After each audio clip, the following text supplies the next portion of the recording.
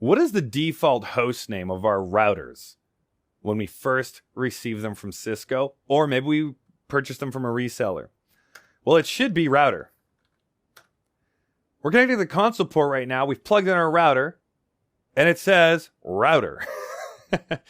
All right, so if I have 100 routers in my organization and they all say router, how easy is it going to be to identify those devices when I log into them?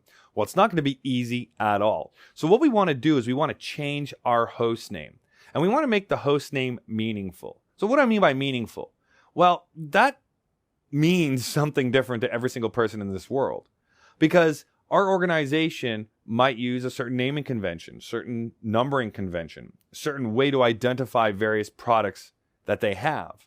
So what means something to them may mean absolutely nothing to you. So there's no right or wrong way to name your devices. However, I do encourage you to use a naming convention that'll help you identify what they are and where they are. That's important, because right now R1 is where. Right? We call it R1, and I can easily change its name by going into privilege exec mode, then global configuration mode, and then typing in the host name command. So I just called it R1. All right. I'm not happy with that. I want a capital R. There we go. So I have my host name there of R1 now.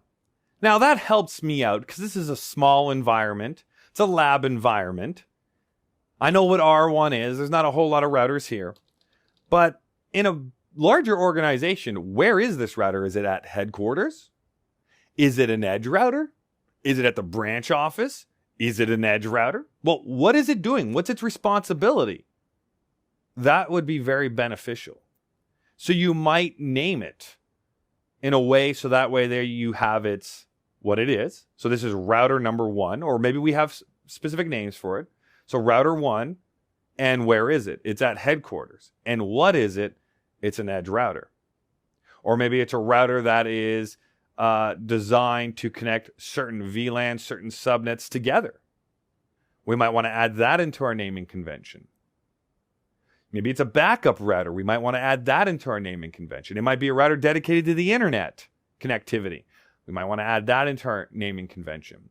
So there's no all-in-one way to name your devices, but definitely there is better ways to do that, and the best way would be a way that's going to help you identify that device when you are logged into it and managing it. The name shows up and it says, this is so-and-so at this location, and it's responsible for this certain task. It's definitely something to consider when you're setting up your host name. But we're going to stick with R1 here for the remainder of our demonstrations.